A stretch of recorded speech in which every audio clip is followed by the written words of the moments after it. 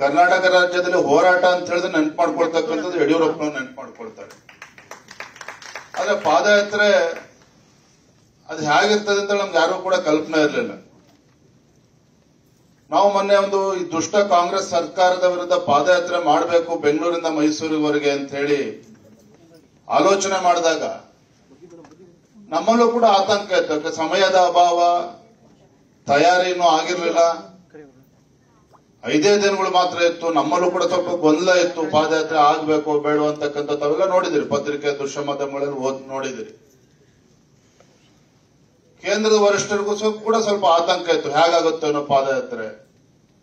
ನಾನು ಪಕ್ಷದ ವರಿಷ್ಠರಿಗೆ ವಿಶ್ವಾಸನ ಕೊಟ್ಟಿದ್ದೆ, ನಿಶ್ಚಿತವಾಗಿ ಒಂದು ರಾಜ್ಯದ ರಾಜಕೀಯ ಇತಿಹಾಸದಲ್ಲಿ ಒಂದು ಸುವರ್ಣಾಕ್ಷರದಲ್ಲಿ ಬರೆದಿಡ್ತಕ್ಕಂಥ ಈ ಒಂದು ಆಂದೋಲನ ಆಗ್ತದೆ, ನಮ್ಮ ಪಾದಯಾತ್ರೆ ಯಶಸ್ವಿ ಆಗ್ತದೆ, ನೀವು ಸಂಪೂರ್ಣವಾಗಿ ಆಶೀರ್ವಾದ ಮಾಡಿ ಅಂತೇಳಿ ಆ ಪಾದಯಾತ್ರೆಗೆ ಚಾಲನೆಯನ್ನು ಕೂಡ ನಾವು ಕೊಟ್ವಿ. ತಮಗೆ ಗೊತ್ತಿರಲಿ, ಮೊದಲ ದಿನ 8 ರಿಂದ 10 ಸಾವಿರ ಜನ ಇದ್ರು, 2ನೇ ದಿನ 10 ರಿಂದ 14-15 ಸಾವಿರ ಜನ ಇದ್ರು, 3ನೇ ದಿನ 15 ರಿಂದ 18 ಸಾವಿರ ಜನ ಇದ್ರು, 4ನೇ ದಿನ 25 ಸಾವಿರ ಜನ ಇದ್ರು. ಒಂದೇ ದಿನದಲ್ಲಿ ಪಾದಯಾತ್ರೆ.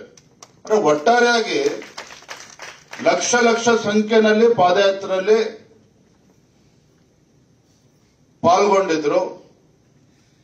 ಆಡಳಿತ ಪಕ್ಷದವರು ಎಷ್ಟು ಆತಂಕಕ್ಕೆ ಒಳಗಾಗಿದ್ರು ಅಂತ ಹೇಳಿದ್ರೆ, ನಮ್ಮ ಪಾದಯಾತ್ರೆ ಶುರುವಾಗ್ತಕ್ಕಂಥ ಮುಂಚಿತವಾಗಿ ಅವ್ರದ್ದು ಒಂದು ಜನಾಂದೋಲನ.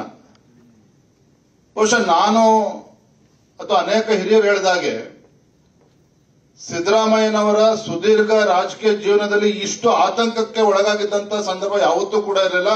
ಅಷ್ಟು ಆತಂಕದಲ್ಲಿ ರಾಜ್ಯದ ಮುಖ್ಯಮಂತ್ರಿಗಳು ಇದ್ರು ಅಂತಕ್ಕಂಥದ್ದು.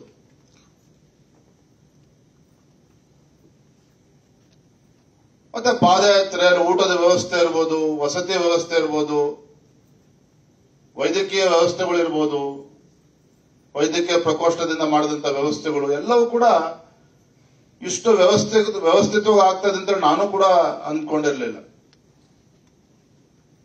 ಪಾದಯಾತ್ರೆ ಯಶಸ್ವಿ ಆಯಿತು. ಕೊನೆ ದಿನ 70-80 ಸಾವಿರ ಜನ ಸೇರಿದ್ರು, ತಾವೆಲ್ಲರೂ ಕೂಡ ನೋಡಿದ್ದೀರಿ.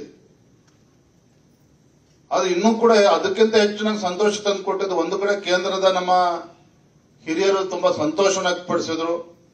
ಮಾನ್ಯ ಅಮಿತ್ ಶಾ ಜಿಯವರು, ನಡ್ಡಾಜಿಯವರು, ಸಂತೋಷ್ ಜಿಯವರು ಇತ್ತೀಚಿನ ದಿನಗಳಲ್ಲಿ ರಾಜ್ಯದಲ್ಲಿ ಯಾವುದೇ ಪಕ್ಷ ಕೂಡ ಇಷ್ಟು ಯಶಸ್ವಿಯಾಗಿ ಹೋರಾಟವನ್ನು ಮಾಡಿರಲಿಲ್ಲ ಅಂತಕ್ಕಂಥ ಮಾತನ್ನು ಕೂಡ ಹೇಳಿದ್ರು. ಅದು ಅದಕ್ಕಿಂತ ಹೆಚ್ಚು ಸಂತೋಷ ಕೊಟ್ಟಿದ್ದಂತ ಸಂಗತಿ ಅಂತ ಹೇಳಿದ್ರೆ, ಪಾದಯಾತ್ರೆ ಪೋಸ್ಟ್ ಇಂಪ್ಯಾಕ್ಟ್ ರಾಜ್ಯದಲ್ಲಿ ಎಲ್ಲೇ ಹೋದ್ರು, ಬೆಂಗಳೂರಿನಲ್ಲಿ ಎಲ್ಲೇ ಓಡಾಡ್ತಾ ಇದ್ರು ಕೂಡ ಆಟೋ ಚಾಲಕರು ಇರ್ಬೋದು, ಟ್ಯಾಕ್ಸಿ ಚಾಲಕರು ಇರ್ಬೋದು, ಅವರು ಕೂಡ ವಿಜಯಣ್ಣ ಅಂತೇಳಿ ವಿಶ್ ಮಾಡ್ತಕ್ಕಂಥದ್ದು. ಅಂದ್ರೆ ಒಂದು ಹೋರಾಟ, ಒಂದು ಪಾದಯಾತ್ರೆ ಅದರ ಒಂದು ಪರಿಣಾಮ ಆಗಿರ್ತದೆ ಅನ್ನೋದನ್ನ ನಾನು ಕೂಡ ಅದನ್ನ ಅನುಭವಿಸ್ತಾ ಇದ್ದೇನೆ.